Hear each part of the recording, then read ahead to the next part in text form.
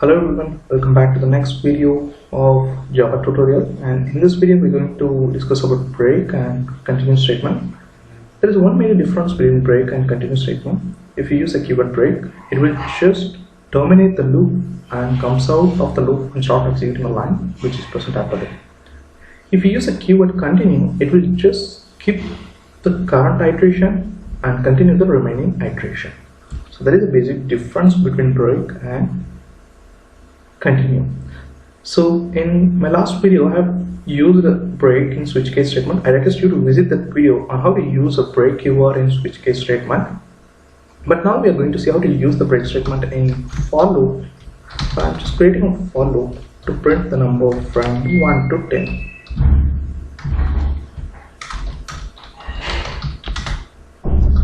So if I just execute this one, it print the number from 1 to 10.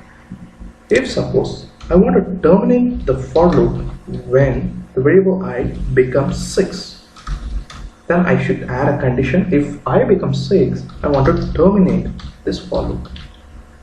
To terminate that, I have to use a keyword break. If I execute this one, I just print from 1 to 6. After 6, this condition will be checked, so it comes out of the for loop.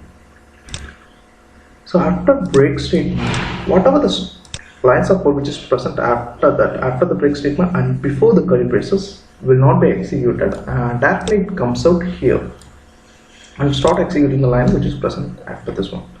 The same case will be applied for while loop and do while loop. So I'm creating a new variable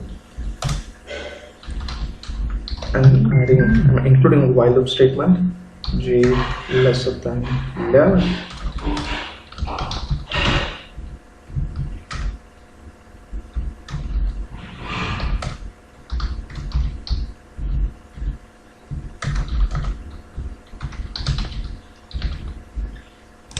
So if j becomes 6, the while loop will get terminated.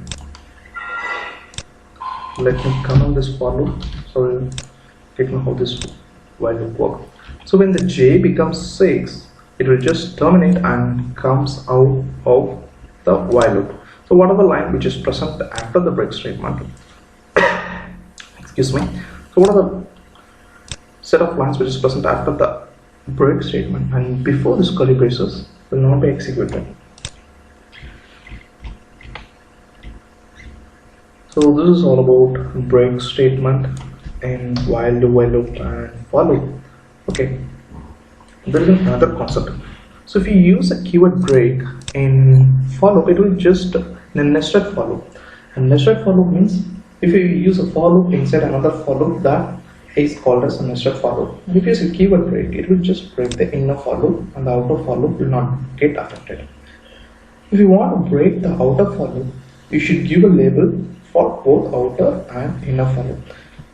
I request you to check my for loop statement video on how to give a label to inner and outer for loop and how to break the outer for loop inside the inner for loop. I have clearly explained that. So I'm just skipping that one and move on to continue statement.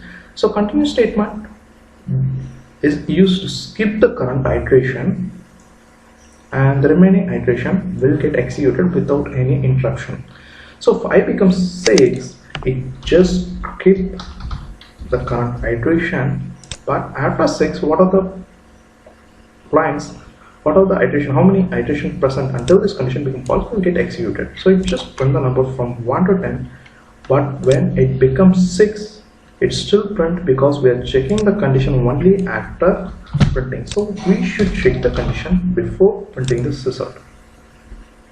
Here if you see, it will go and check each and every, during each and every iteration it will check the variable I with whether it is equal to 6. If it is equal to 6, it will just skip.